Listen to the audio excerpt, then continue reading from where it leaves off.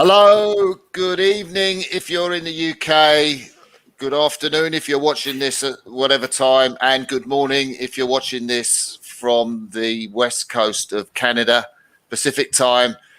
I'm Martin Cross, this is Crossy's Corner, and I'm joined by two extra special guests this afternoon. First of all, Camilla Hadland, World Rowing TV commentator and course commentator. Hello, Camilla. Hey, Martin. Thanks for having me. Great to be here. And then Canadian Olympic champion from 2008 in Beijing, Adam Kreek. A whole lot more to you, Adam, which you can catch the Crossy's Corner on that we did with Adam. But good morning to you over there, Adam. Well, hello from the colonies. That's great. So out there in the Commonwealth. The Commonwealth, the common to us all. So before we get into it, I just want to thank our sponsors, Ludum, who support Crossy's Corner. It's a training management tool for performance analysis tool for sports coaches and sport and training groups, and you can start a 30-day free trial by visiting ludum.com. So without that, I'm quite excited about this, that we're going to talk through, and not a little daunted that we're going to talk through the Olympic prospects of all the categories and how crews might done, because it's really difficult, isn't it? Because nobody's seen the US race. There's a couple of Canadian crews we've seen race. Nobody's seen the New Zealanders race outside the men's 8.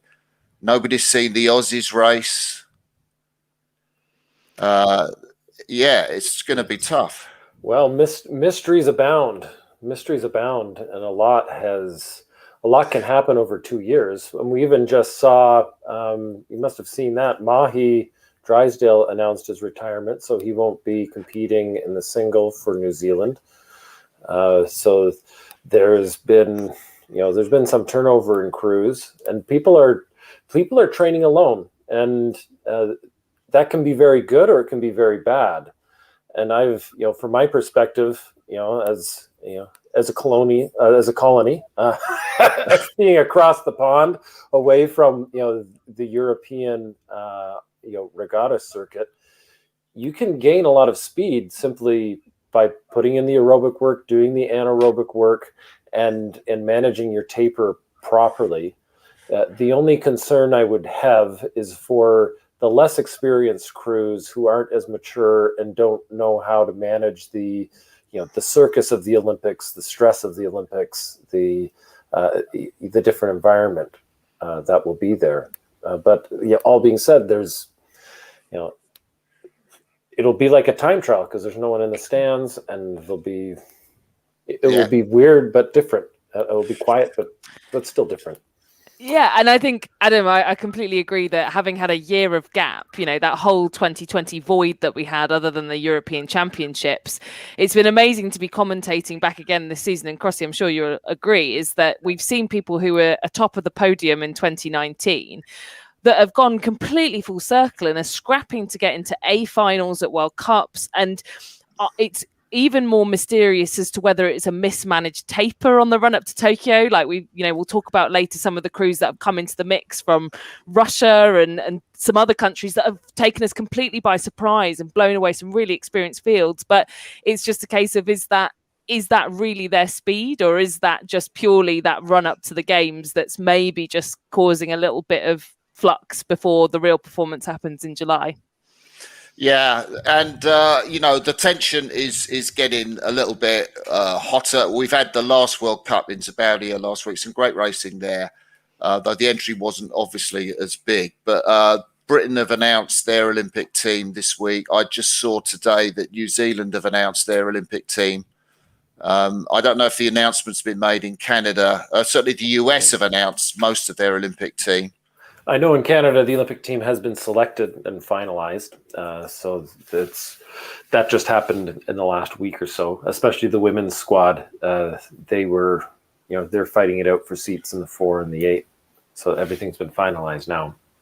Magic. And I think that was the same case with the Australians actually as well, Adam, hadn't they? Because they'd released a sort of training group for the women's sweep side, but hadn't named any crews, but they'd named crews for pretty much everything else. So sounds like a similar story all the way over in Australia to the Canadians too. Well, let's get into the events now. We're going to go through this in terms of the way that World Rowing would do with categories. Start with the small boats and build up to the big boats. So I think there's going to be some incredibly tough ones to call. Let's look at the men's single first of all. Mm-hmm. Who's going to podium? Who's going to be in the A final? Who's going to win the men's single sculls in the Tokyo Olympics? We're going to take some bets here. This is the game. I mean, let's be honest. We're all kind of rooting around the fact that you can't miss off Ollie Seidler, can you? Really? Like, if that man doesn't make the podium, something has gone dreadfully wrong. So we've seen him kind of in all sorts of situations over the last 3 years that have put him under pressure, and he's just gotten better and better at handling those situations. And actually, Sabaudia, Martin, was probably the first time we saw him not able to conquer that, which will teach him some good lessons, I think, before the Sea Forest Waterway. But yeah, I mean, Seidler's just really looking super strong at the moment, isn't he? Do you think he was a bit uncomfortable in the conditions in Sabaudia, which might be a bit like the Sea Forest course in Tokyo? Yeah, maybe. I think a lot of people are saying that, aren't they? That and there's this rhetoric that Seidler's not very good in bad conditions, and I know that he's even kind of brought that to the fore himself. But you know, it's a big old tailwind. I think he just didn't get the best of starts and was down, and he came so close to, you know, it was that last sprint. He made up a length easily, you know, in that where the water was arguably the worst at the finish, where it's a tailwind. So I don't know. I think that he's very aware of that, and I think that's what he'll be prepping for. And as long as the man gets a good start, I can't see many people overcoming him. So who we got to look at? Chetel Borsch, Sverre Nielsen. I think, you know, what about Trevor Jones, the young Canadian sculler? I think we've got to look at Vysovkin, the Russian who won that qualification regatta, because he put out, or those Trevor Jones and Vysovkin put out Natan Magruchy-Simchek, who got a bronze in the Europeans. So those scullers will be quite fast. What's your thoughts, Adam? Well, I'm curious to see how Trevor Jones performs. He did very well in the under 23s, had two successive gold medals under 23s, but we all know seniors is a different beast. It's another step up. He's still quite young in the process. So yeah, it's, you know, I think it's hard to say. I think he's got a crack at making the A final, but I wouldn't put him in as a medal contender. You know, the one we haven't mentioned is the Croatian Damir Martin, and I think that, you know, although he's a shorter athlete, he's very thick and very well trained, and he knows how to taper for the big races. So I think he'll be certainly in the mix as well, and I'll be keeping my eyes on him too. So go on, Camilla. I was just going to say, I thought he had a great race at Sabaudia to come away quite close to those top three contenders we've mentioned in Borsch, Nielsen and Seidler. I think the other story that's been quite interesting in the single sculls, and maybe not for a medal contention, but as a kind of rising star, is the young Italian, Gennaro Damaro, who, you know, I think there's I don't want to say an upset in the Italian team, but from what I gathered whilst I was there at the weekend, Damaro, the young 19-year-old, has come and sort of popped Martini off the spot for the single, and Martini qualified it for the first time in 20 years for Italy. So, you know, how gutting must that be for him to qualify it at Linz and then not get the slot to row it at the start line in Tokyo? That's just a little side story that I think is going to be interesting to see the youngster probably take that seat there. Lovely. So do we want to do our 1, 2, 3s for the Olympics, do you think? Oh, 1, 2, 3.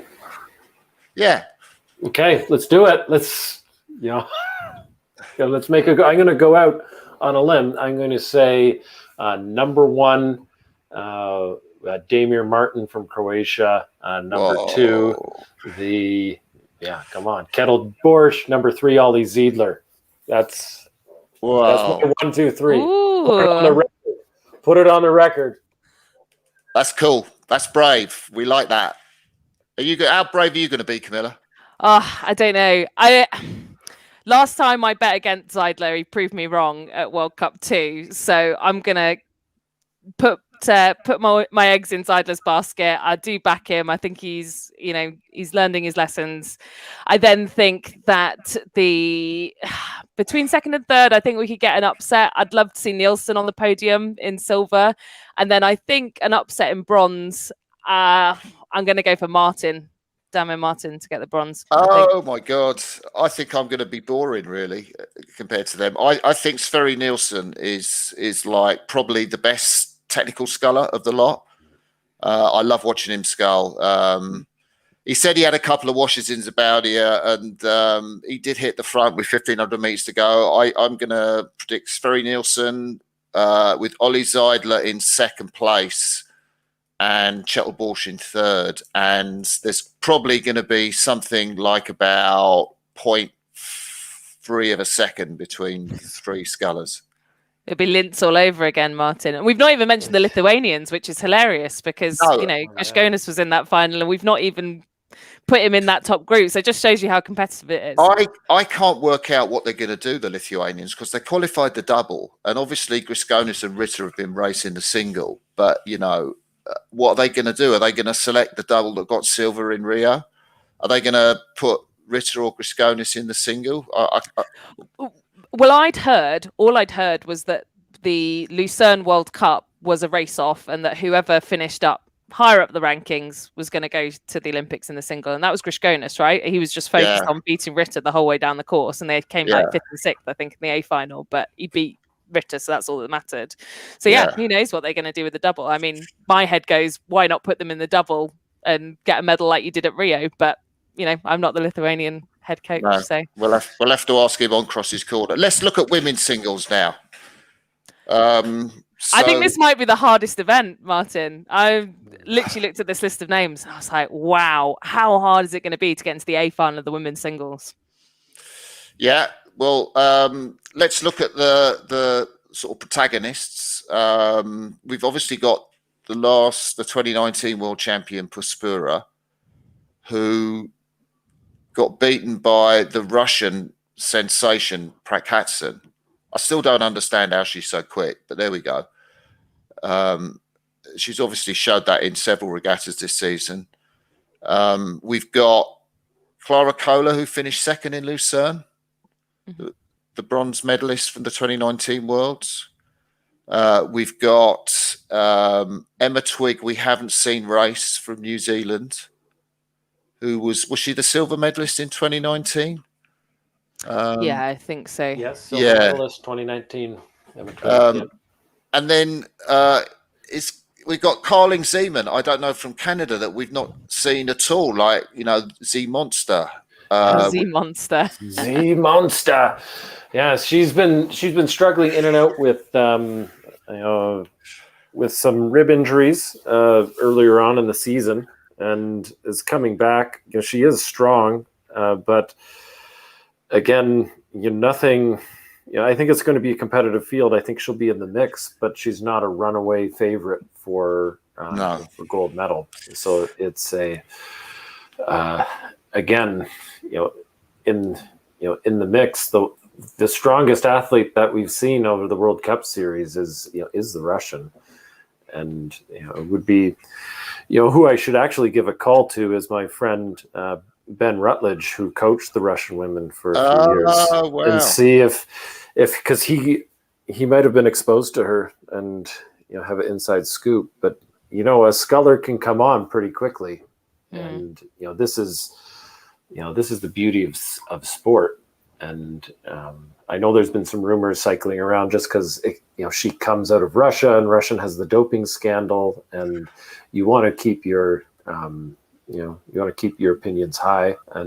But what I've saw within what I've heard from both Spracklin and Rutledge, who worked within the Russian camp, was the rowing camp, was that there wasn't doping that was going on within the rowers, because as we know, rowing's a poor sport, and there's an economics of of doping, and so the rewards aren't great enough to go down that rabbit hole. Yeah, but I think it was poorly. Oh, sorry, Martin. I was going to say I think it was poorly timed for Prokatson, unfortunately, and coincidental that story came out. Well, I say story, that ban came out from, what was it, 8 years ago now, from the men's side. That Russian boat that got their medals taken away from them. That story broke literally the week of the FOQR, I think, in the Europeans or something like that. It was very, very close. And so I think it was very fresh in mind that there was a rowing story of doping within the Russian camp. Yes, from, 6, 7, 8 years ago. But it was, it was a timing kind of sensitivity, I suppose. But yeah, I think Prokatson's one of those stories that we were saying, right? Is it a training sort of cycle peak for her, and has she already peaked during that Europeans or World Cup season, or is she really that fast? It's difficult to say. We haven't mentioned Victoria Thornley or Janine Gemelin yet. I mean, Thornley will be aiming for the podium. Whether she's got enough pace to get there is a question which she'll have to answer in Tokyo. Janine Gemelin will be aiming for the A final, I guess, the former world champion. Sorry, I interrupted you, Adam. No, I was, I was just wondering where Thornley was. Where's Thornley from? So from Brit. So she's the British sculler. The double scull from Rio that got the silver medal, and the 8 that got 5th in 2012. So she's got Olympic form. Okay. She's very tall. She's got great levers. She's got fantastic mid-course endurance. Just in the sprint for the line, she kind of, might just want to have a bit more pace than she showed hitherto. But like all the teams will come up, and Britain's no exception to that. Yeah. I think we've also not mentioned Lobnig from Austria, and we've also not mentioned the Chinese sculler either, that was just pipped out at the second World Cup in Lucerne by Gemelin into the A final, but it was less than 0.08 of a second, I think, separating those two into the A and B finals. So she's super strong. I think there's 10 scullers here that could be A final contention. Well, we didn't even mention the American. Carla, and as I look back, there's the Ukrainian too, Timchenko. She didn't qualify though, did she? She didn't. No. Interesting. Yeah, she didn't qualify. She went to the FOQR and finished 4th, I want to say, behind the Japanese sculler. Yeah. So a big name like Dimchenko not even qualifying is huge, isn't it? So let's go for our podium places in the women's singles. I should go first because I went last time. So I'm going to say Puspura is going to come through. I'd say it was her first race. I'd say she's probably going to pick up speed if Kola beats her, and she beat Kola comfortably at the Worlds in 2019. So I'm going to go Puspura. I'm going to go for gold, Hatson for silver, and they're really not to be much between those two scullers. And then Twig for bronze. First Olympic medal, I think that would be for Emma Twig. Yeah. Who wants to go next? Well, I think I'm going to put Puspura in the mix. Let's put her at the top of the podium. Puspura, it's the Russians. Russians haven't had much. Let's give them something. Russians. And then Puspura from Ireland, obviously very strong. Has been showing that she's in the mix. So let's put her at silver, and then I'm going to throw the Canadian in at bronze. I've got good hopes for the Z-Monster. Very patriotic of you, Adam. I'm standing behind the Z-Monster.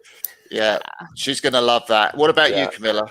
I think I'm going to put Sunita for a gold. I really back her. I think that first race back, she was just even pleased to be on the podium, and I think she's got more to come. I then think the Russian, I think Prokatson, and then I'm going to back Kola, I think, to be on the podium. Good shout. Yeah. Okay, so that's our women's singles. So let's move up into the sweet boats now. Let's have a look at the men's pair. Is it Is it at all possible that Croatia will not be on the top of the podium? I think. I was going to say, conversely to the women's singles, I think this is maybe one of the most nailed on, and this is me probably cursing it now, most nailed on goals of the regatta. Because the Italians have now come out of the pair and they're prioritising the 4. The New Zealanders have come out of the pair and they're prioritising the 8. So you've lost all of that medal depth from 2019, and there's no one to challenge the Sinkovics at all, right? They've all kind of jumped ship out of the pair into other boats. And it's just left the Sinkovics there to take. Like the Aussies, maybe, because they've been staying in that combination. But I think they're going to be the closest challengers. Yeah. What do you think, Adam? I think the Croatians are strong. They're scullers, and you throw scullers and sweep boats, and they just have to learn how to be a bit more brutal. Which it's easier to get more aggressive in a rowing boat than it is to learn how to relax under pressure. So I think the Croatians definitely have, they've got the history, they have the pedigree, they have the lead on the field. And I think, this is where we'll have to truly watch where the other countries show up in the heats at the Olympics, because we haven't seen the Australians there, haven't seen the Canadians. So I think there could be, who knows, there could be people that show up and do something. But I would say it's in the bag for the Croatians.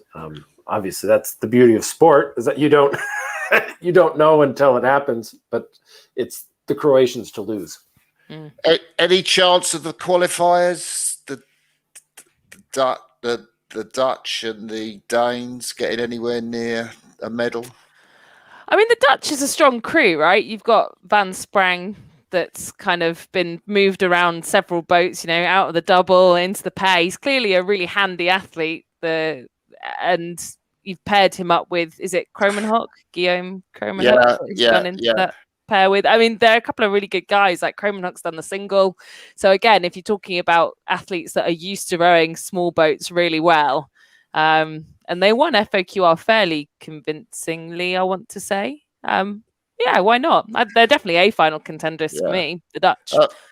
We got Marco, who is a regular attender on Crossy's Corner. Hi, Marco. Thank you. He says, let's be careful because the Italians are not done with their lineups. They have 3 really fast pairs that are fighting for the pair and the 4 minors. So the pair that came fourth, because they got beaten by the British under-23 pair, didn't they? Abignali and Di Costanza in Sabaudia. Yeah, the bronze medal pair from Rio. Bronze medal pair. So, so Serbia won in Lucerne without the Croatians.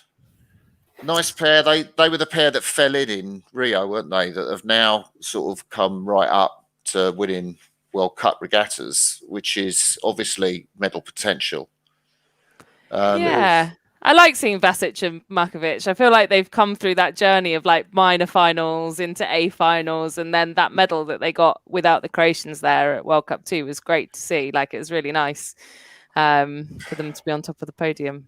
I mean, like you say, we do need to be careful about the Italians, kind of just off the back of what we'd heard at World Cup 3, where they chucked Lodder and Vicino back into the 4, into that bronze medal winning crew from Rio to strengthen it, because they were the sort of top pair from what I understand from the rankings, make the 4 the strong boat, put Marco and Abignale back in the pair. I suppose it's not finalised yet, but we'll see what they decide to do. But if that is the lineup that goes up at Tokyo, I would say the Italians are kind of, as you say, down the rankings now, aren't they? Yeah. So let's go for the 1, 2, 3 then. It's your turn, Camilla, to start. I'm going to go for the Croatians for 1.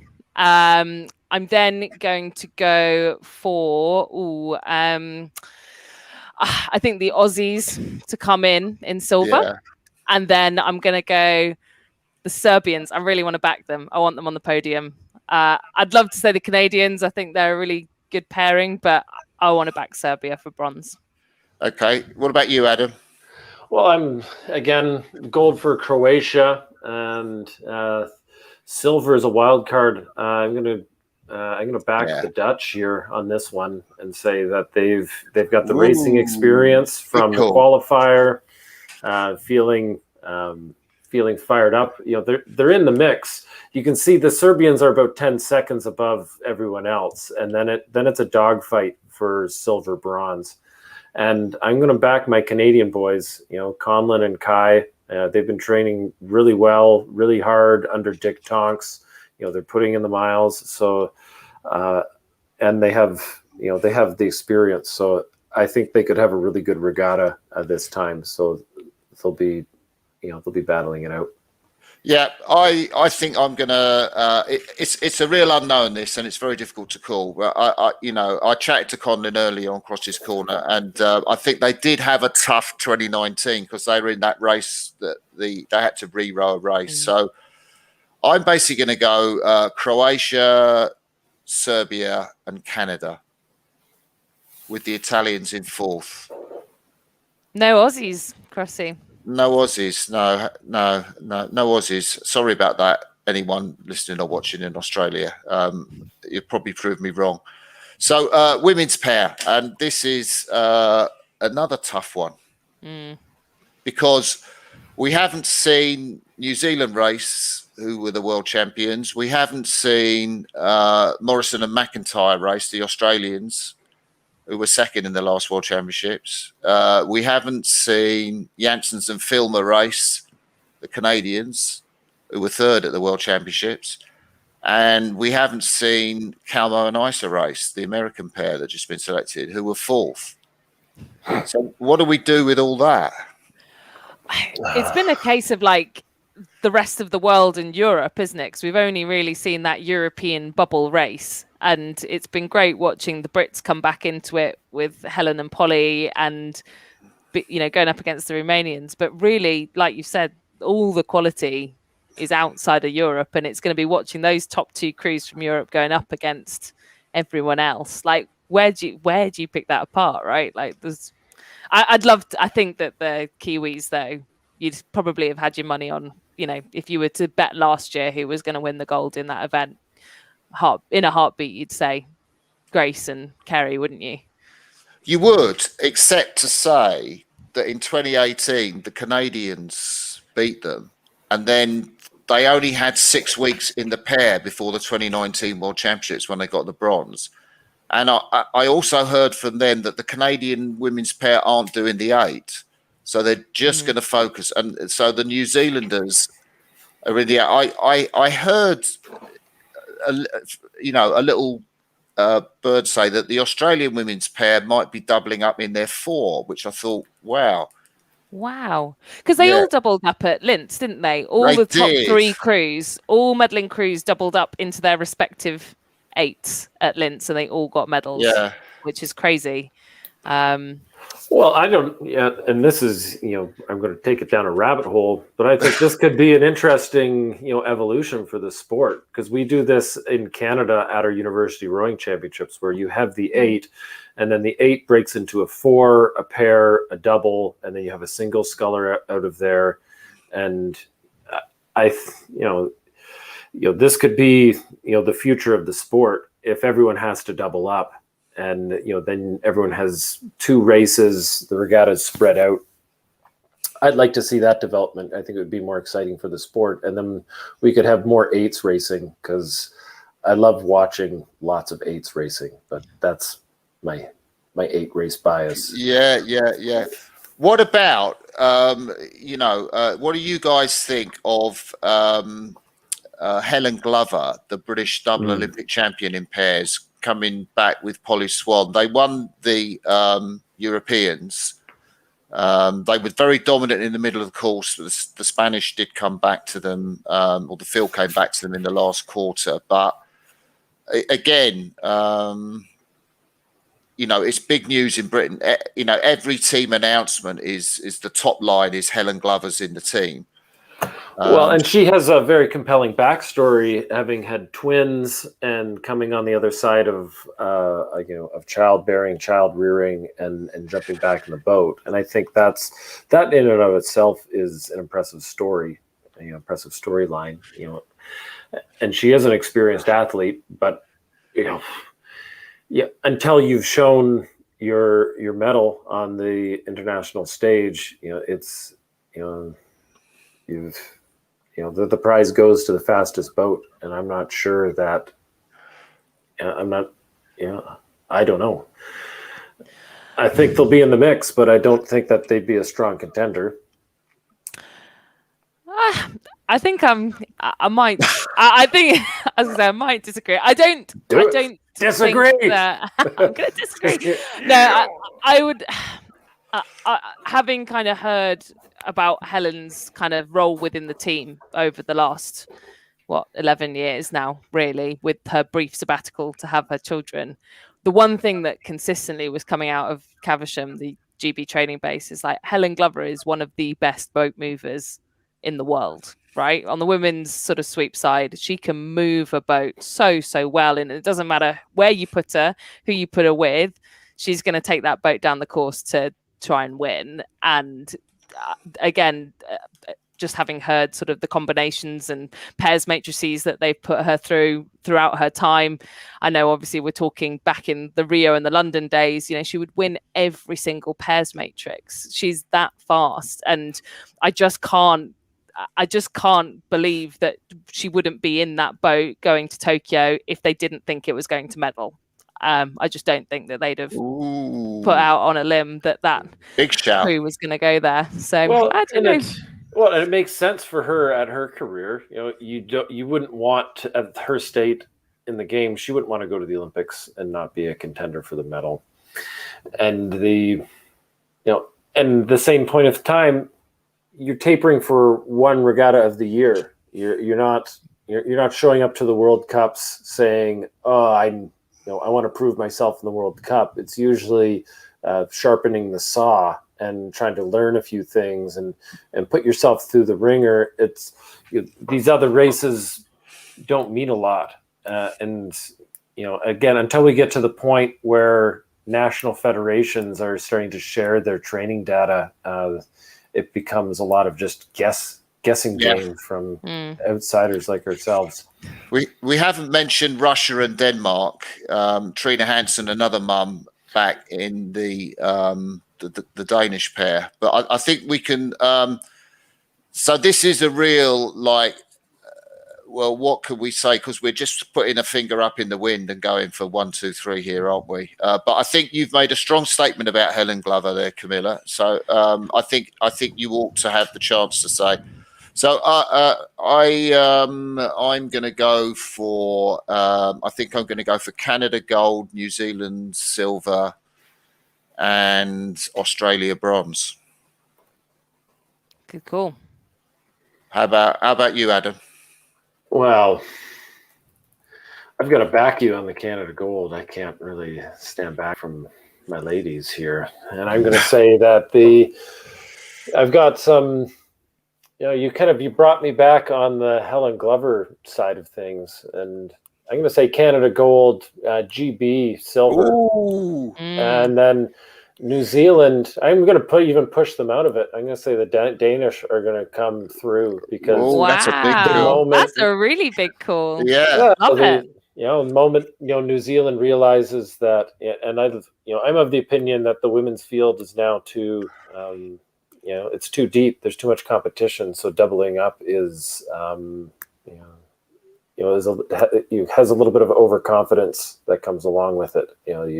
It takes 36 hours to recover from, this aerobic anaerobic output if you're doing max output. So you have a couple of tough races and the edge is off. And, we know sometimes it just takes half a bow ball to make it happen, and that's the edge you want. So what about you, Camilla? I think that if they could do it in Linz, I think they can do it in Tokyo. I'm going to go for the Kiwis at the top. Yeah. I'm then going to go for the Canadians in silver, and I'm going to go for the Brits in bronze and the Aussies to be pushed out of it. The Aussies to be pushed out. Okay, let's look at men's doubles next. So a fantastic race in Lucerne between gold and silver in in Linz in 2019, the Chinese and the Irish.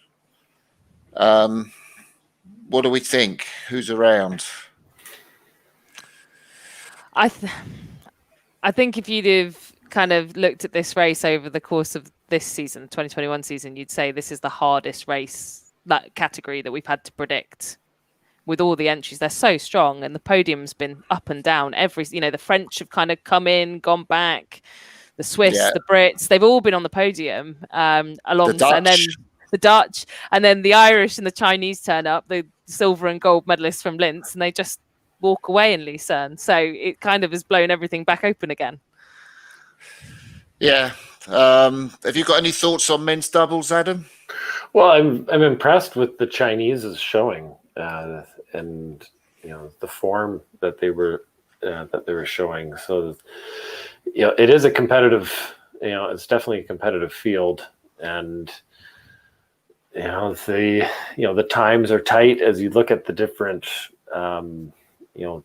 World Cups. There's decent grouping with with who's showing up, but Polish have a very strong history in sculling, so I put them there. We haven't seen anything like we said, the Lithuanians, they've they also have the pedigree, but they haven't really been showing, and they've been training on their own.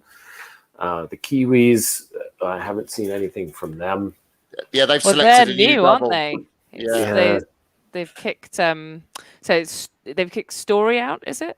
Or is it which one's gone? I can't remember. Yeah, now. I can't it was remember literally now. This morning. One of them's in and one of them's out. Yeah. And usually, when in the Kiwi team, when you see that, it's usually based on speed, and it's usually making the boat go faster. Yeah. And often you can see those sort of last minute switches really work out. There you go. So Harris is in and joined by Lopez instead of Story. So it is Story that's out. Yeah. So that's really interesting. So the Dutch got tremendous pace. The British, have we mentioned the British? Did you just allude to Thomas and Collins, Camilla? Yeah, they switched it up at Lucerne, didn't they? They sort of changed seats and gave it a bit of an experiment, and it didn't quite pay off because they just missed out to the Dutch in that last 100 meters. Yeah. But yeah, I mean, that's the top British sculling boat, right? Top two from the trials, sculling trials at Caversham. So I'd like to see the French win, but I don't think they're going to. I was very impressed with the way the Irish turned it round from the Europeans. Were they in the B final in the Europeans? Yeah, they won the B final at the Europeans. They were really off the pace. So any crew that can do that, and maybe they've got more to come. The Irish, but then Lucerne, they, like you said, they stuck with the Chinese, and they had the good results in the World Championships 2019. Silver medalist. So there's, I'm going to step out. I'm going to say China, Ireland, Poland, 1, 2, 3. A repeat of world champs. I'm going to go. This is definitely the heart ruling the head. I'm going to go Ireland, China, and then I'm going to go the Netherlands. Just because I think they've got that sprint through in the second 1,000. I'd like to see France win, but I don't think they will. What about you, Camilla? Yeah, I think I watched that Polish race watched the Polish combination race at Sabaudia, and they just went out like a rocket and stayed ahead of the Swiss the whole way. But I don't think the Swiss are the crew to beat in this, unfortunately. So I'm going to put them to one side, and I'm going to go again more with heart. Ireland, China. Ooh. And then I'm going to go for the Dutch as well, Martin. I'm going to go for the same as you actually with this one. That's pretty cool. Let's look at women's doubles now.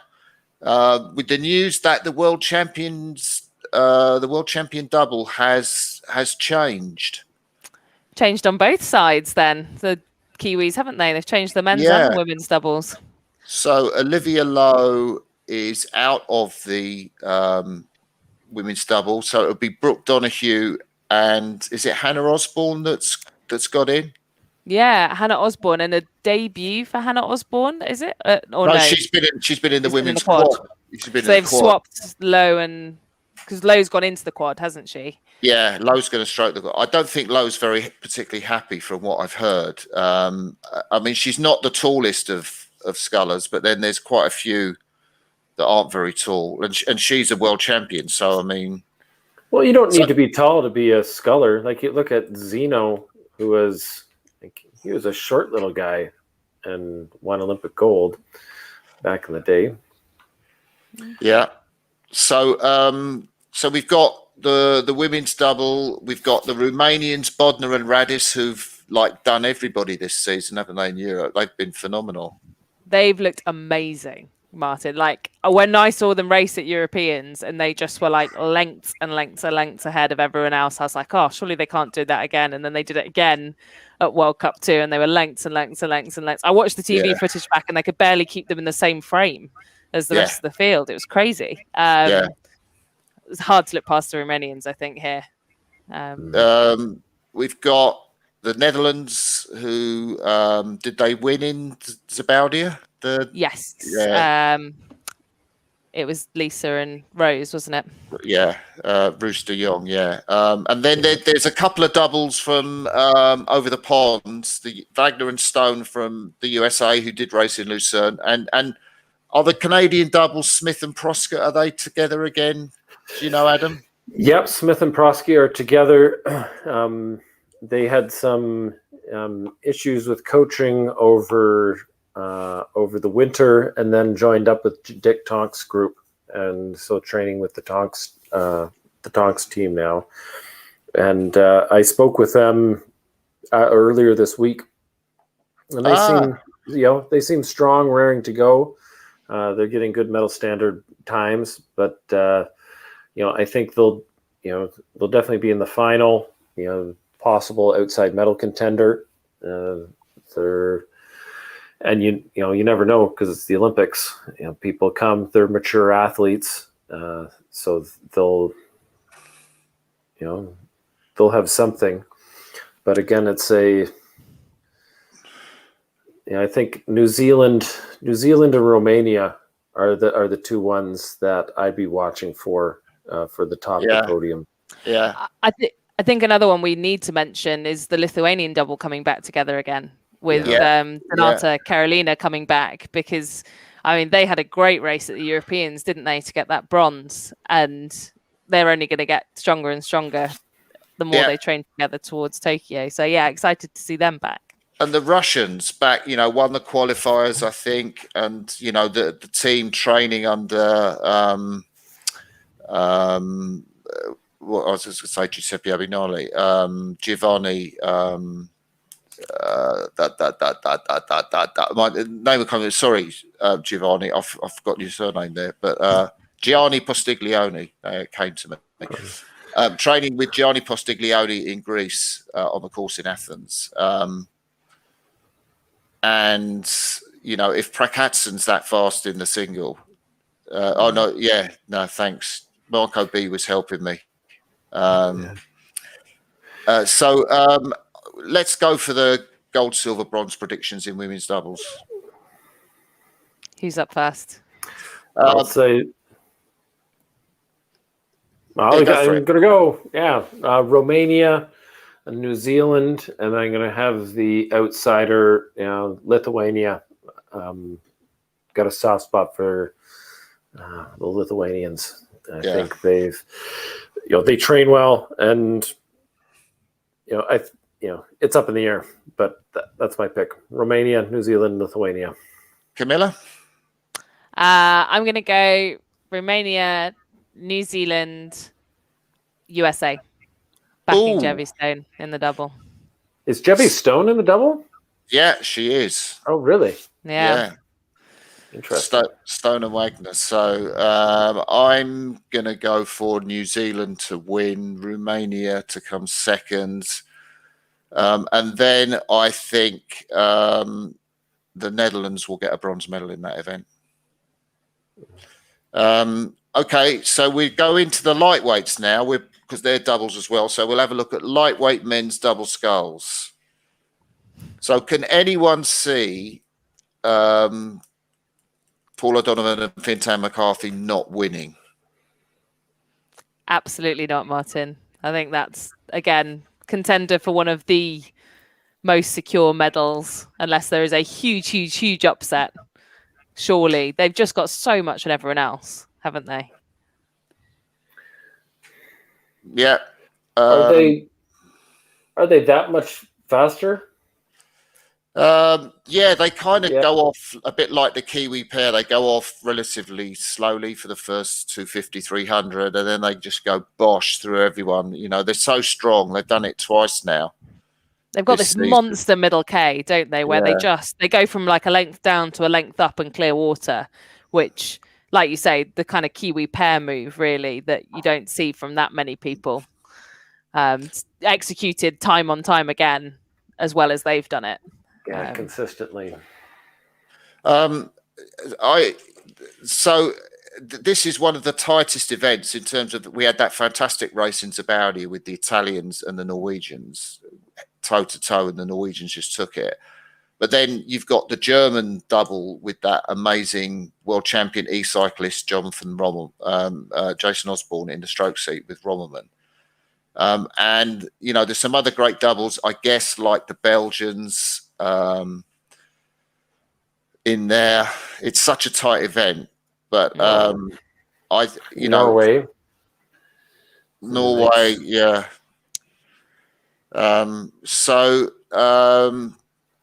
I think, if the Irish are going to win, so who's going to get silver and bronze in the lightweight men's double sculls? It's going to be a dogfight. Yeah, it's going to be a great race. It will be a great race. And someone's going to be very unhappy out of those three we've basically mentioned that are the silver and bronze contenders: Italy, Norway, and Germany. I think those are your three to look to for silver and bronze. And someone's going to be very upset to be off the podium, but I can't tell you which order they're going to finish in.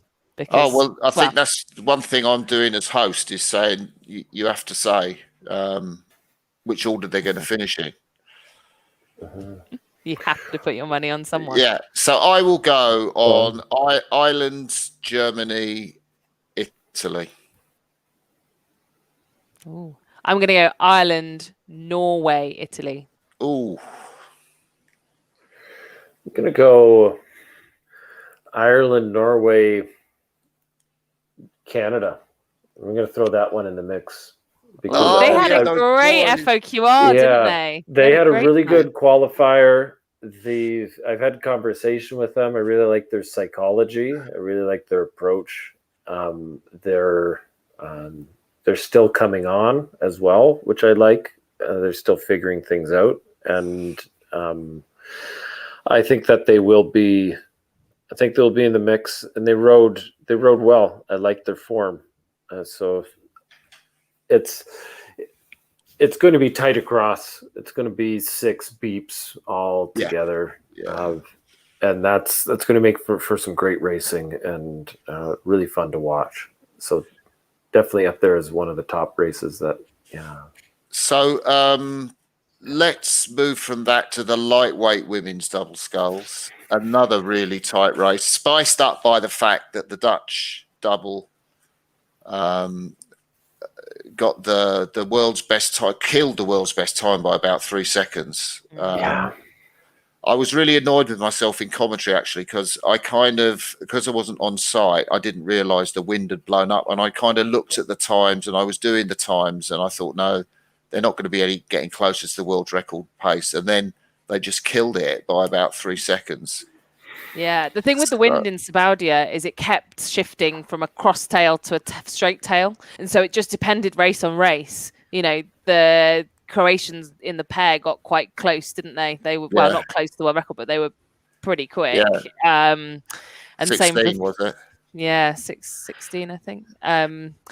But yeah, I mean, it was a pretty electric row from them, and they didn't have anyone close to them. They did it sort of in a bubble, racing the clock. So put them next to another crew. So the British have beat them in the Europeans, I think. The Italians beat the British in the Europeans, but had a spare on board in Tabaudi, and I don't think they raced in Lucerne. The British won at Lucerne, beat the Romanians, did they, and the French. So we got Netherlands, Britain, Italy, Romania, France. Who else is there? Is the Canadian? Yep, the Canadians will be there. They've got the world record holder in the ergometer in their boat, so they definitely have the power. Wow. Because is that Jill Moffat and Jen Cassans. Jen Cassans. Yeah, Jen Cassans the world record holder. So powered, and then the Americans are usually decent. Because there was that. Because at FOQR, this was the event where there were 3 spots up for grabs, right? Where we had the Americans, the Swiss, and the Irish. The Irish. Oh, of course. Yeah, that was lovely to see, wasn't it? Yeah, it was relatively tight. Yeah, relatively tight. Well, not too tight. I guess a second between first and second in the qualifier. Then the Irish were about 3 seconds back. So that's space. Marco thinks the Americans won't medal, but they'll be in the final. Okay. Which is so. Are either of you thinking of not putting Netherlands and Britain in the first 2? Like, are Italy going to creep in there? It's really tough with the Italian double because they've been plagued by injury, right? In that Rodini's just been completely out, and so really hard to pitch them against anyone since the Europeans. But I think with that in mind, and the fact that the Brits, were close with them at the Europeans, I think the Brits are going to be in that top 2. I'd like to think. I don't know about the Dutch, because the Dutch kind of have been up and down in form. Like, yes, they've set the world record in an absolutely roaring tailwind, but I'm just not sure how that's going to compare in a side-by-side race with some pretty good fighters across that field. I don't know. Well, it's a good point, because I even know let's go back, the Canadian men's 8 in 2012 set the world record in Lucerne. And then they came and severely underperformed at the London Olympics. That's a great shout. So the, hot weather conditions and times, we know, it's a weather sport, it's an outdoor sport. So that's a good point, Camilla. It's slick time's not an indicator of a shoe-in, and consistency is one of the key things that you want to look for in, as a sure thing. As we look at the light men's double and how the Irish were performing, the men's pair, and how the Croatians are performing. So, okay, those are standouts that we think are we can be confident in. Here, it's. Yeah. So I'm going to go. I think I'm going to go for the British to win this event. The Dutch, because I kind of think they're just, Imogen Grant is just nailed on racer, and they've got better and better since they got thrown together in 2019 at the last minute. So I think Britain, I think the Netherlands will get silver, and I think Italy. I think Rodini will get back in the boat, and I think they will get the bronze. So that's my pick for women's lightweights. What about you guys? I'm going to go for the Brits as well, Martin. I think they've just been on the up and up, and they had that great race with France in Lucerne, but that was very, very close. So I think it's interesting that you've missed France off that podium, considering how tight that was. I then think it's going to be I'm going to go for the Dutch and the French. I think the French can make it onto the podium. I think Tarantula and Beauvais have been really slick, really nice to watch. So good shout. How about you, Adam? I'm going to go for the Romanians. French, wow! And Dutch. That's what I'm going to go for. Yeah. And they just to throw it in the mix, just to push GB off the podium, because it just feels so good. Yeah. You're fighting a losing battle here, Adam, between the two Brits. I know. someone's got to stand up to the Brits. Well, it's going to be interesting to see what you'll do in the next event, which is the men's 4. Oh, wow. So Great Britain totally dominant in terms of Europeans and World Cup 2 in Lucerne. What do we think? It's how hard is it to predict someone else to win this event? I think there's been a really concerted change in that British men's 4 since Robin Williams took over coaching them. Crossy, I don't know if you'll agree. They were good and they were in the pack and fighting for a medal, but they've just been elevated to this unstoppable level this season. And I think that's the only change I can really see that's made, a really big change in coach that's made such a huge difference to their speed and their style. But it'll be interesting, the age-old battle, right? The Aussies and the Brits, what are the Aussies going to do when they come over? Yeah, I think the Aussies have put their best guys in the 4, haven't they? I saw on their website, was it Alex Pennell, Jack Hargreaves, Spencer Turren and Alex Hill. Alex Hill, yeah, thanks. I think they're the only crew that could beat the British. Or, maybe, what do you think, Adam? I think Great Britain's, they're looking in good form. And, I enjoyed watching South Africa and Canada and the qualifier. Yeah, that was great, wasn't it? It was a good battle, and they were looking good form too. So I could see those 2 crews even in the final. Yeah. But like you said, Australia is a bit of a mystery, and the USA,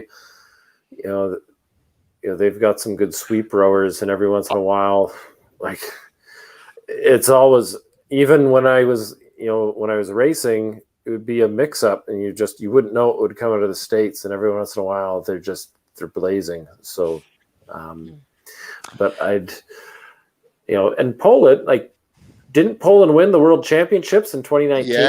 Yeah. They've just not been on form, though, have they? They've been nowhere in the most recent World Cups. Yeah. They were even beaten by that development British 4 at Sabaudia, right? They've been totally off the pace. I've heard the USA, people think the USA 4 could win a medal.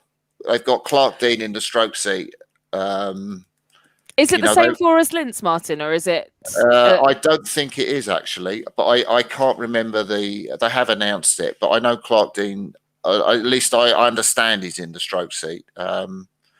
And Tatey's had 3, quite fast 4s that, obviously his best 2 have got in the 8. So I think they might be in with the shout of a medal, but, we're looking, South Africa, Canada, USA, Britain, Italy, and then, who else? Will Poland get in there in the final? Yeah, the Dutch as well. We've kind of not really talked about the Dutch, European champions from back in 2020. Yeah. I'm not sure the Dutch are going to be on the podium in this event. They've had a really disrupted kind of training period where rumor has it that their second 4, the sort of reserve 4, has been beating the top 4, which was kind of proven true at Lucerne, where the top 4 had that spare on board. The second 4 got into the A final, top 4 didn't. Yeah. So I think a lot of thinking going on in Emke's camp as to what's going on between the 8 and the 4. I'm not sure that the 4s, if they send that 4 as the top 4 that it was in Lucerne, I'm not sure it's going to be keeping up. So let's put our money where our mouths are. Let's go for the gold, silver, bronze in the men's 4. Well, I'll start off. As much as I despise you, I'm going to give you the gold. Great Britain for the for the gold in the 4.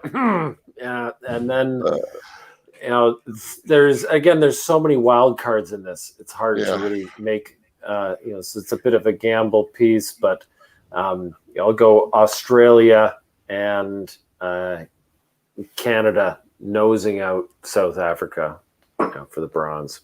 Well, yeah. What about you, Camilla?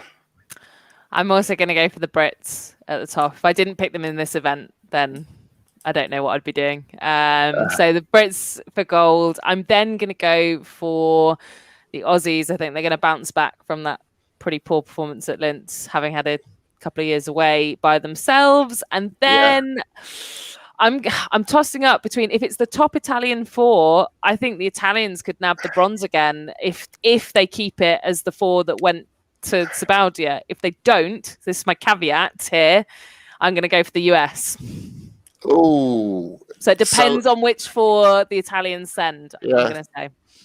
Yeah, I'm going to go Britain, Australia, Italy, I think. But you know, that's really sticking my finger up in the air. But I do think the Brits have got the form for the season. So that's the men's four. What about the women's four? Well, the Australians had the most sensational season in 2019. No one could catch them.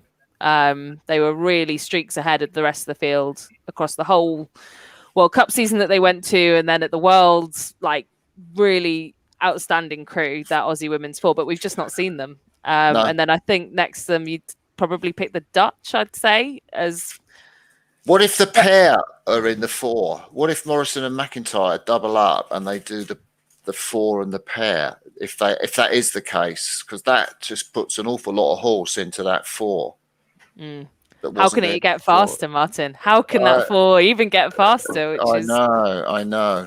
But then doubling up, I suppose it kind of balances out, right? If they think they can afford to do it, then it must be going pretty quick. Then the Dutch row like the best, don't they? The Dutch always have great form. I don't know what they do in their coaching development. I'm always impressed at how long and linear they are as a country. They got the silver medal in 2019, of course. Been on form. They won at World Cup 3 in Zabaudia. Then the Irish. Who wants to say something about the Irish? Because they've been dead impressive, haven't they?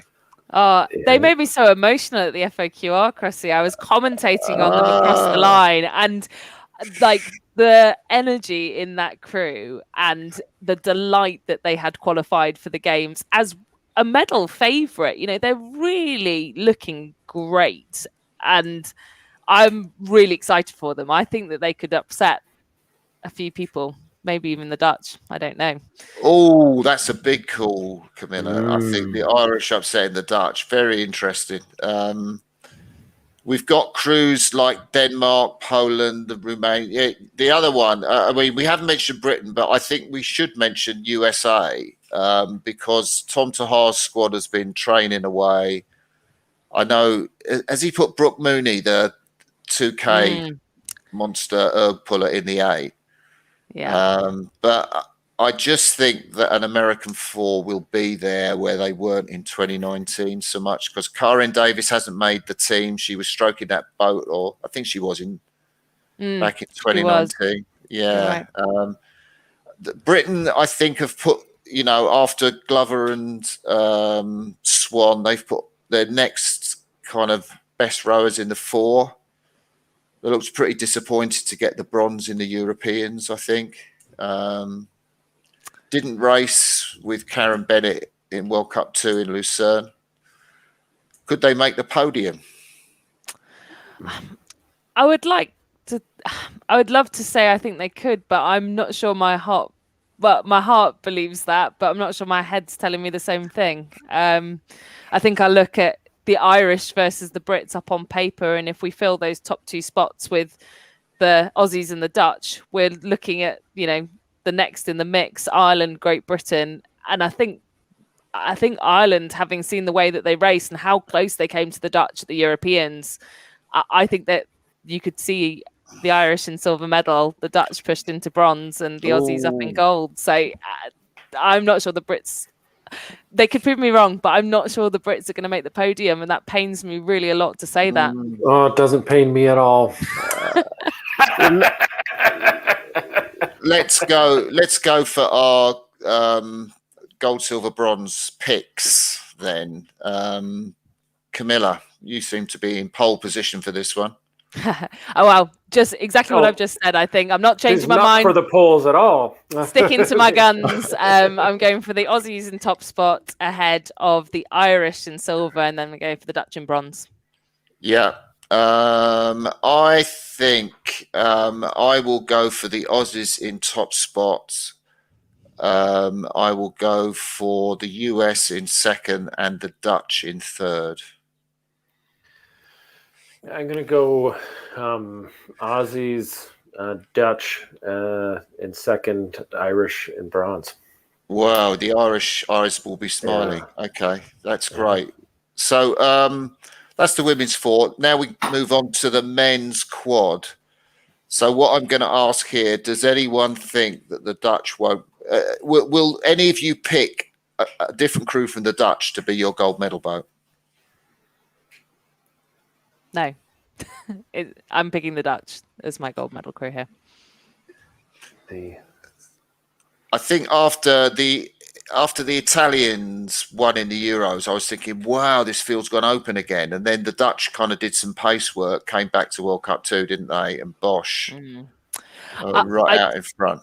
I'd heard from the Dutch camp that the men that quad had just trained the whole way through at Lucerne, and that they were really sort of high load, not, they'd not tapered at all, and so just come straight into it, feeling pretty tired, and they could still pull out a performance where they got the silver. So, oh no, sorry, it was the Europeans, wasn't it? Not World Cup 2. Yeah. So there's a whole bunch of great quads. The Italians, I think I would, I'm going to pick them for my silver medal, I think. But to be quite honest, you're looking at Estonia, who've had a fantastic racing season. They won the Olympic qualifiers just. Then you've got the Russian men's quad that led the Estonians all the way down in the final Olympic qualifier just to be rode through on the line. The British, they were quite close in Lucerne, weren't they? Yeah. They were quite excited about their speed, actually. I had a quick chat to them whilst I was in Lucerne from a distance. And yeah, they were quite pleased with the way that they rode at Lucerne. So they've got a long training camp now, obviously Varese, followed by Silvretta, followed by home, followed by Tokyo. So a few more miles in the tank. Who knows? Go on, Adam. No, I liked how the Estonians, raced against. It was a really tight field in Zagreb in Croatia, and they came out in front. After a tight, a really tight field of Germany, Poland, USA, and then the way they raced in the qualifier. I think the Estonians will definitely be in the mix, and they definitely have the sculling pedigree. Yeah. What about the Australians? They've got quite a settled sculling squad. I thought that the double that went for the qualifier, did the double they were taken out of the quad to go into the double for qualifiers. Haven't quite made the quad. But you'd think that boat's going to be a fast crew from Australia. They always have a habit of meddling in the quad at the Olympics, the Australians. Yeah, they did pretty well at Linz, didn't they? I mean, to just be off the podium, again, a bit of an unknown quantity, really. If I comment on this to say that they get a medal, it would be completely pulled out of nowhere, because there's nothing, there's no form, right? We can only base what we know off the crews that we've seen. But yeah, I mean, I can't expect that they wouldn't be coming with a lot of gusto to make the A final. I just don't know whether lack of racing experience is going to mean that the rest of the crews have sort of shipped on from Europe. Do we need to say anything about the Poles? They're a great sculling nation. They've performed historically in the quad, and so they have the legacy of the quad. They do, and that's been one of their big boats. So, culturally speaking, there'll be knowledge passed down from generation to generation that will be embodied in that. So, I think they'll be in the mix too. The quad, it's notoriously a tight event as well. Marco thinks the Poles are going to medal. I think he said that, Marco. I mean, they were just off the pace at the Europeans. They were fourth, right? Behind the Estonians. Yeah, possibly, Marco. You could be right. Let's go for our gold, silver, bronze then in the quads. I will go for the Netherlands, Italy, and Estonia for my gold, silver, bronze. The Europeans line up. Yeah. Yeah, I'm going to go the Dutch for the gold, the Estonians for the silver, and the Aussies for the bronze. That's a great shout, Adam. Yeah. I love that. I love that colonial shout in there. Yeah, I've got to keep the colonialists in. Yeah. Keep the Commonwealth. Yeah. Commonwealth is sticking together. I feel you're going to go for something different, Camilla. Only slightly different, and I'm going to do what I said I was probably just not going to do, in that I'm going to pick the Aussies for the bronze, where I've got nothing to base that on whatsoever. But I'm going to go Dutch for gold, Italians for silver, and the Aussies to creep into a bronze. Right, and just to let people know that Marco picked Italy, Poland, and the Netherlands in that order. That's a very brave pick, Marco. So women's quad, right? So is there any one of you guys or anyone out there that isn't going to pick China to win this event? They were another blowaway at World Cup too, weren't they? Another one where they struggled to fit the Chinese in the same shot as the rest of the chasing pack. For over 4 seconds, that's open water on the field. That's an international racing. That's walk away. So they look strong, good form. I think China's the favorite. I'll back you on that. Yeah, a very consistent crew as well. It's their top medal shout since Steve Redgrave went over there as performance director, and they scull beautifully. And so I think all three of us are going to be picking China. So what about the race for silver and bronze medals? Well, I know that it's, I mean, looking at who you've got in the rest of the field, the Germans have been sort of in and amongst the podium. They just got the gold at Sabaudia against sort of fairly limited competition. The Polish, I think I would trust them to perform at an Olympics when you've got someone like Katarzyna Zillman in the stroke seat who can just motor it down. Like, I think you'd be pretty hard pressed to look past them for being on the podium. The Italians, now again, everything's up in the air, right? There's changes in the women's quad as well, where they've taken someone out and they've put someone else in, and it's actually going faster. And they've taken some of the sweep athletes and sculling athletes and mixed them all around, and they found this really fast quad that did really well at Lucerne, and they're sticking with it. And poor old Clara Guerra has found herself now in the double, having been taking out the quad, and she might lose a seat going to Tokyo because they got beaten by the other Italian double at Sabaudia. So yeah, it's interesting. Yeah. Well, the Germans have been consistently in the mix, and we haven't really talked about them. I think they're certainly a contender. So I might put them in the medal count. They look really sort of solid with Carlotta Nadragi in the 3 seat. They've moved her up from 2, so I think she adds a lot, linking the rhythm between stroke and 2. I think her and Hammerling in the Stern pair are a really good combination to have, and they really enjoy racing. Every interview I hear with them after when they won at World Cup 1 against very, very limited competition in Zagreb, they were like, yeah, we just really enjoyed it, and a win's a win. And they just seem to keep, improving and enjoying what they're doing, which I think is a really important part to everything, right? Is going in with enjoyment and no expectation and doing the best race you can do. And I think that's what the Germans have in this good combination. Good psychology.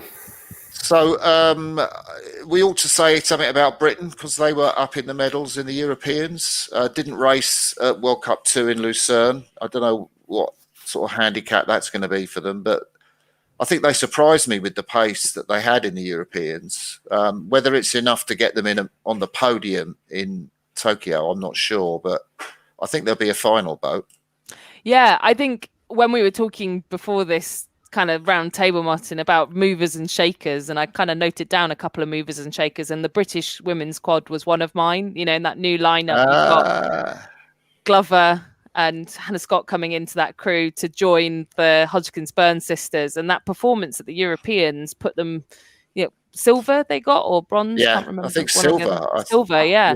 They rode through in the last 200 meters, and someone like Lucy Glover in the stroke seat, that really talented under 23, who, again, we talk about someone like an Imogen Grant, right? In the lightweight side, you put her in that crew, and she's such a racer, and to have her in the stroke seat, I really back them. I think they can do some exciting things, and maybe not for this Olympics and the podium, but for Tokyo, for Paris even in 2024. I think this is a great boat to keep an eye on. Yeah, I think you're right. Actually, they've got a lot of potential, the British women's quad. Have we talked enough about the Dutch? Consistent performers. The Dutch have been having problems, and they were moving the combination round in Spoudia. They've moved Nicole Burkers into the bow seat. They weren't happy with their performance in Lucerne at all, and I don't think they will be happy with their performance in Sabaudia either. So I think there's some alarm bells going off in the Dutch women's quad at the moment. And again, they might bounce back and find the rhythm in this new combination. But yeah, it was disappointing, I think, for them over the last couple of races. Anyone else we haven't talked about that might make the A final? Did we talk about Australia in the Olympic qualifiers? They're the ones who won that. I don't know much about that crew, but obviously impressive. Winning by a second and a half. Yeah, that's a good shout, Adam, and great A final contenders. It's an interesting pick, that is, in terms of where you go. New Zealand with Olivia Lowe in stroke seat. I mean, what a fighter. It's obviously not there. It's their third sculling boat, presumably after Emma Twigg and now the women's double. Be interesting to see what they do with Olivia Lowe in the stroke seat of that women's quad. Maybe an A final contender. I'm not sure they'll be on the podium. Let's go for our 1, 2, 3 picks. I'm going to say China, Germany, Netherlands. Ooh. How about you, Camilla? Yeah. I'm going to go China, Poland. Yeah. And then I might be really wild and go for the Brits. And that's a bronze medal for the Brits. That's a great prediction. It was so hard. The Germans have been on the way up, but like their race at the Europeans was so good that they've only got upwards to go. So we'll see. I think I will go China to win. I think the Netherlands will pull it round for a silver medal, and I think it'll be very close between Germany and Britain for the bronze, but I think I'll put Germany in there for the bronze. Right, let's go for the eights now, the men's eights. Adam, I'm going to come to you first with this one. Well, Germany has really fallen off form since the last World Championships, and I think after watching them, there was a lot of just thought it was theirs to lose, but now I don't know what's happening in their camp, and all it takes is one or two athletes who've come off form in the 8 to really make the boat feel sluggish. In a small boat, one person can lift the boat, but in the 8, it's the one person who makes it fall all apart, and that's the So I really like the Dutch. I like the way they row. They're long, they're strong. But I also got to give a lot of we haven't seen a whole lot of racing out there, but we certainly have not seen the Aussies. We've not seen the Americans either. And the Americans will be slamming, jamming, and they can do zero racing and show up and win the whole thing. We've seen it happen before. They've got a great culture of eights racing. Like, it is the boat for the American camp. You could win gold in every single thing and lose the 8, and the Americans would be like, oh well, we didn't have a very good regatta. So there's a lot of cultural push for the 8, from the American camp, but I don't know. I haven't heard much information from that. And the New Zealand, I'm quietly rooting for them after having seen the performance in the qualifying regatta. So curious to see what you think, Camilla. Yeah, I was going to say, what about the Kiwis? Can I just say that Adam hasn't mentioned the British crew yet, and so you said, "What about the Kiwis?" rather than what I thought you were going to say. What about the Brits, Camilla? Oh, let him talk about everyone but the Brits.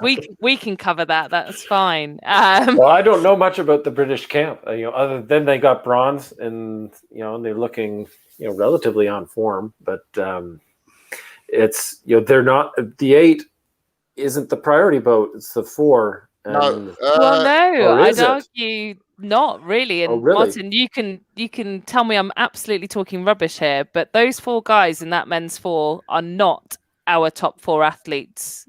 Weren't our top 4 athletes before Linz, and they have just stuck in that combination and ground it out to be a 4 that is unbreakable now. And actually our top guys, so like your Moes, they're all in the 8. All of our big, strong, trial winning guys are all in that men's 8, right? Yeah. The 4, they can't find a faster 4 than, because actually we've just predicted them for gold medals. So there obviously isn't a faster 4 than that. But the top athletes are in the 8 for Britain. Steve Trackmore coaching them, the Olympic gold medalist in the 8.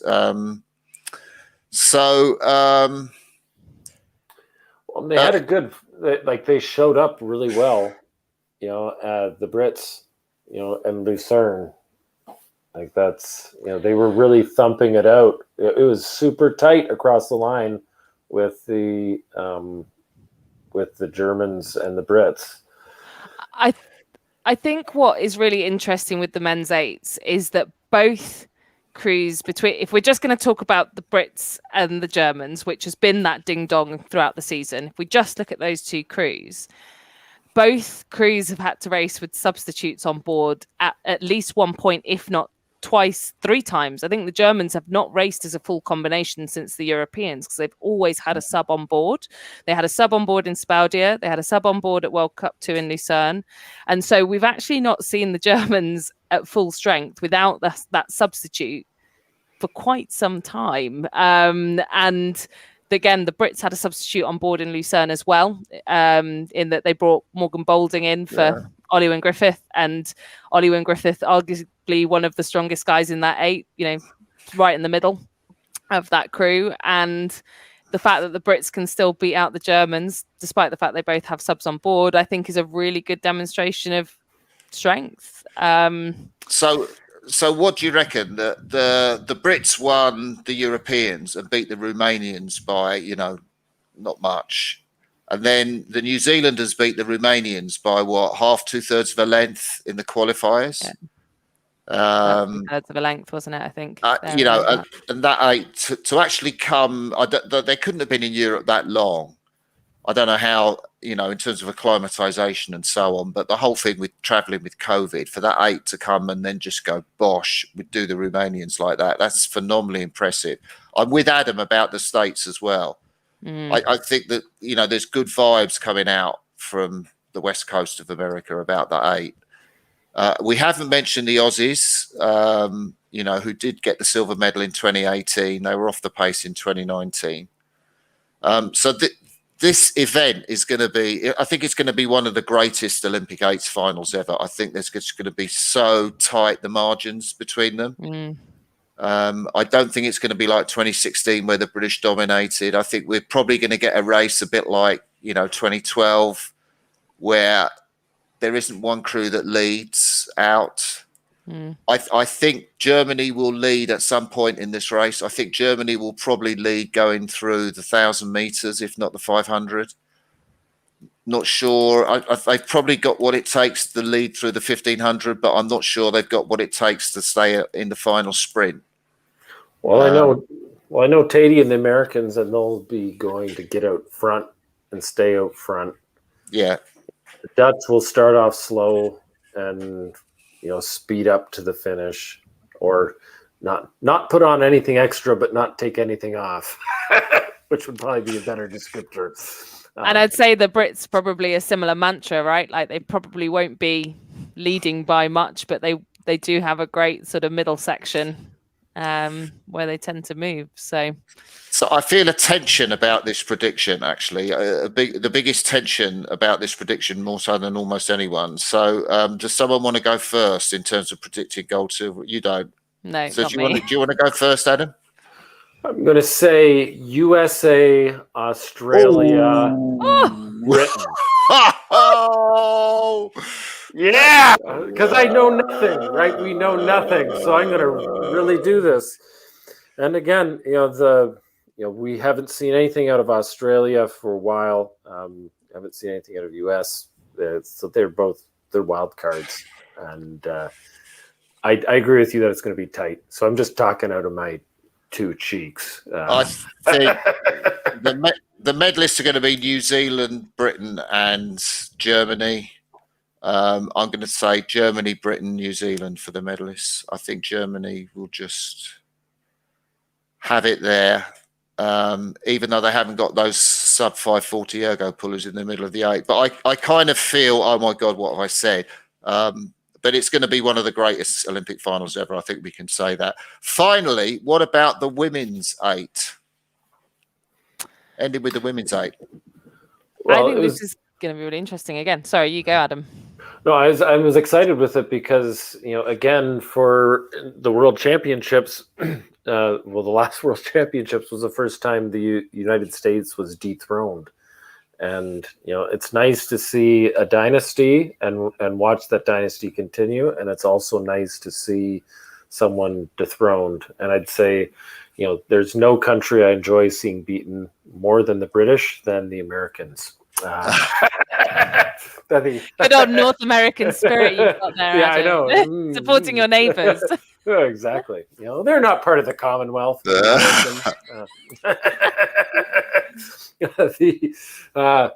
But I think there's a lot of really good crews out there, and so I think likewise, USA will come on, and they'll certainly be in the mix and fighting for the gold. But I don't think it's theirs. It's definitely not a shoe-in. So, what are we talking about? We've got New Zealand, the world champions, and Australia, which was an incredible race.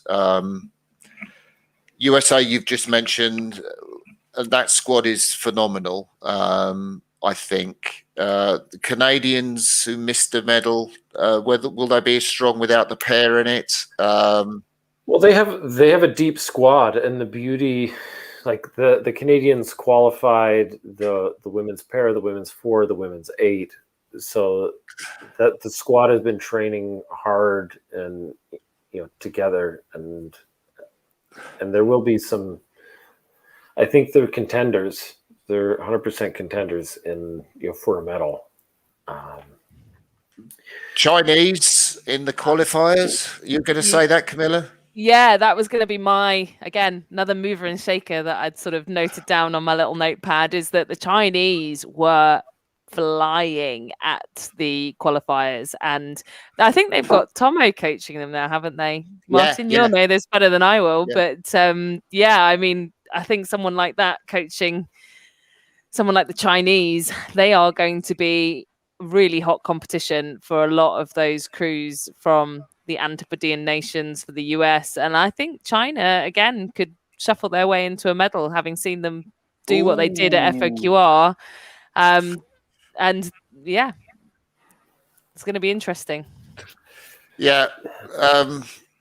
So, yeah. Are we ready to predict our final event, the women's 8?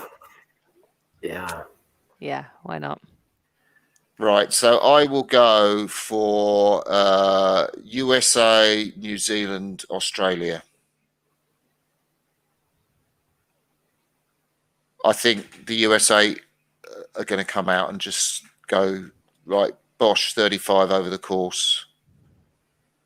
Yeah, they felt. I think I'm going to come back and I'm going to say, USA. They had their pride hurt in 2019, so they'll be looking for redemption and wanting that. And that will be motivating their training and helping their the coaching staff stay sharp, their athletes stay sharp. So I'll say United States.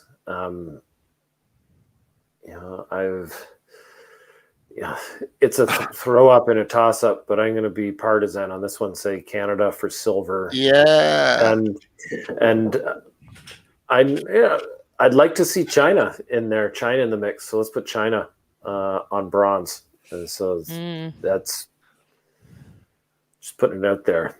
Yeah, that would be a real upset, a rival for the sport with China in that sense. What about you, Camilla?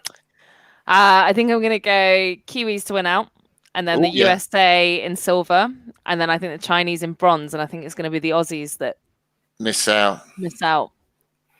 I'm going to have to listen through to what we've said and write all our predictions down on a kind of sweepstake and see how I think I missed my do. men's 8s predictions, Martin. You skipped because I was so scared of making them. I never Did actually you not got make to them? No, I just avoided it. Go on, make it then. Go on. I am going to say. What am I going to say? I going to say? No one predicted the Brits, did they, to win? No. I feel like I kind of have to edge that, considering they've been beating Germany the whole time. Yeah. I'm going to go for the Brits to win because nobody else has.